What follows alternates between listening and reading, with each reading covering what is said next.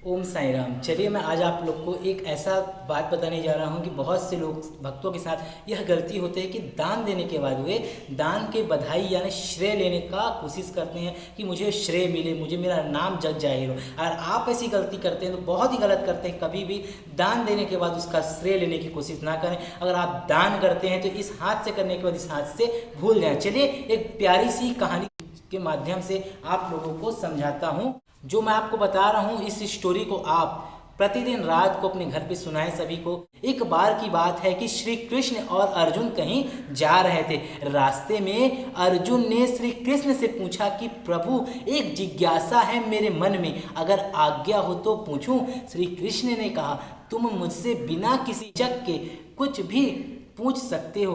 तब अर्जुन ने कहा कि मुझे आज तक यह बात समझ में नहीं आई कि दान तो मैं भी बहुत करता हूँ, परंतु सभी लोग कर्ण को ही सबसे बड़ा दानी क्यों कहते हैं। यह प्रश्न सुनकर श्री कृष्ण मुस्कुराए और बोले कि आज मैं तुम्हारी यह जिज्ञासा अवश्य शांत करूंगा। श्री कृष्ण ने पास में ही स्थित दो पहाड़ियों को सोने का बना दिया। इसके बाद वह अर्जुन से बोले कि हे अर्जुन, इन दोनों सोने की पहाड़ियों को तुम आसपास के गांव वालों में बांट दो। अर्जुन प्रभु से आज्ञा लेकर तुरंत ही यह काम करने के लिए चल दिया।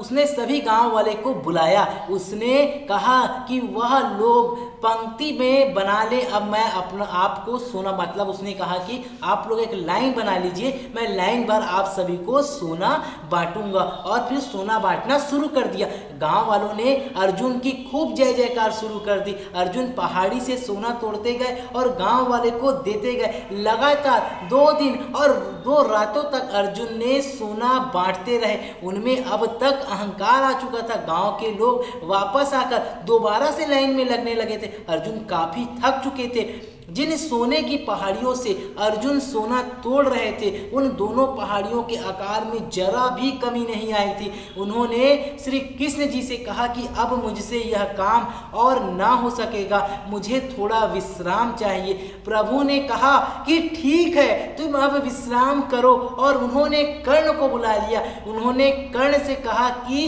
इन दोनों पहाड़ियों का सोना इन गांव वालों में बांट दो।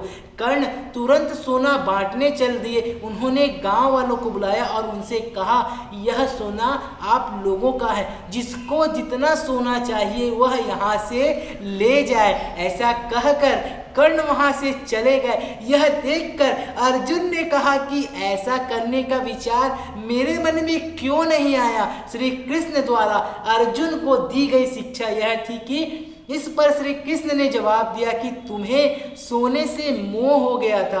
तुम खुद यह निर्णय नहीं कर रहे थे कि किस गांव वाले की कितनी जरूरत है, उतना ही सोना तुम पहाड़ी में से खोद कर उन्हें दे रहे थे।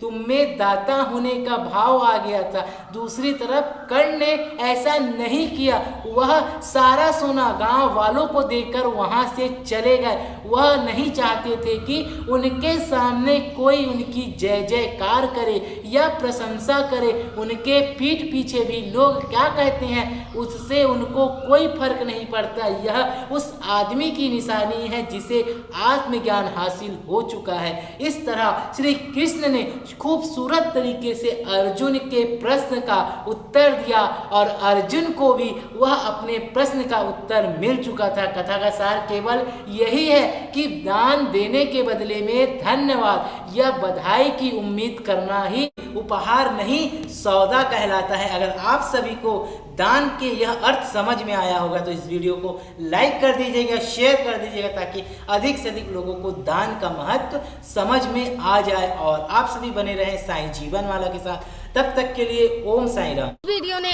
आपके दिल को छुआ हो तो इस चैनल को सब्सक्राइब करें, बेल आइकन को ऑन करें और लाइक करें। कमेंट करके जरूर बताएं कि आप सभी को यह वीडियो कैसा लगा। धन्यवाद।